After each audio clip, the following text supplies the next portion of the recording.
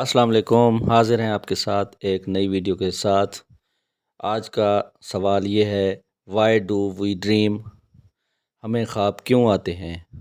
آئیے جانتے ہیں اس سوال کا جواب۔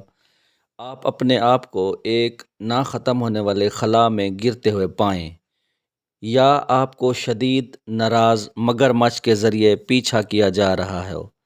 ہو سکتا ہے کہ آپ اسکول میں بھی واپس آ چکے ہوں، بغیر پڑھے تاریخ کا امتحان دینے والے ہوں، اور ہاں، آپ بالکل برہنہ بھی ہوں، چاہے یہ ایک طویل عرصے سے گم شدہ شناسہ کے بارے میں ہوں یا دانتوں والی شہد کی مکھی۔ مت پوچھیے، یہی خواب دیکھنا کہلاتا ہے۔ ان سب سے عجیب چیزوں میں سے ایک ہے جو ہم کرتے ہیں، یہ رات کا فریب۔ ایک قسم کی نیند کے دوران سب سے زیادہ واضح ہوتا ہے، جسے آنکھوں کی تیز حرکت REM کہتے ہیں۔ یہاں تک کہ جب ہم انہیں یاد نہیں کرتے، ہم میں سے اکثر ہر رات خواب دیکھنے میں تقریباً 2 گھنٹے گزارتے ہیں، لیکن جب ہم سو رہے ہیں تو ہمارے دماغ کیوں دوڑتے ہیں؟ انسان ہزاروں سالوں سے ان رات کی ذہنی پریشانیوں کے پیچھے وجوہات پر غور کر رہے ہیں۔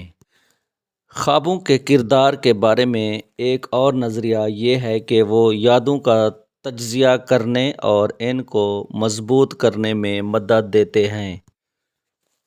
1985 میں شائع ہونے والی تحقیق سے پتہ چلتا ہے کہ خوابوں کا مقصد علم کو منظم کرنا اور دماغی روابط قائم کرنا ہے، جو یادداشت کو یاد کرنے میں مدد دیتا ہے۔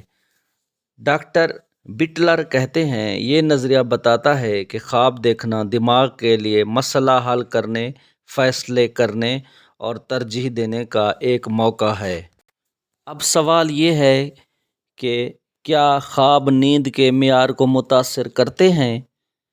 دیکھنا یہ ہے کہ صحت مند نیند کا ایک عام حصہ ہے، یعنی خواب دیکھنا صحت مند نیند کا ایک عام حصہ ہے۔ اچھی نیند کا تعلق بہتر علمی فعل اور جذباتی صحت سے ہے۔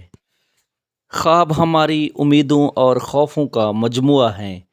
یہ ایک ایسی جگہ ہے جہاں ہم لاشعوری طور پر یہ کام کر سکتے ہیں کہ اگر ہماری سب سے بڑی امیدیں اور خوف سچ ہو جائیں تو یہ کیسا ہوگا؟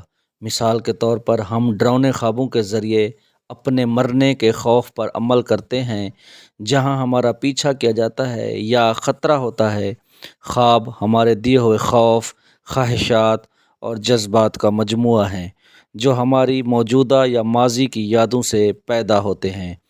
وہ ہمارے دیکھ بھال کرنے والوں کے غصے اور مایوسی کے دبے ہوئے لمحات یا دوسرے لوگوں کے جنسی جذبات کی نمائندگی کر سکتے ہیں۔ خوابوں کو بڑے پیمانے پر بے ترتیب واقعات کے طور پر نظر انداز کیا جانا چاہیے، جن کا اہم جذبات یا یادوں سے کوئی تعلق نہیں ہے۔ یہ اس وقت ہوتا ہے جب ہمیں اعلیٰ معیار کی نیند آتی ہے، جس کے نتیجے میں اعلیٰ ذہنی سکون کی کثرت ہوتی ہے۔ خواب ان خطوں میں ہمارے دماغوں میں بے ترتیب برقی فائرنگ کا نتیجہ ہیں، جو یادوں پر کارروائی کرتے ہیں۔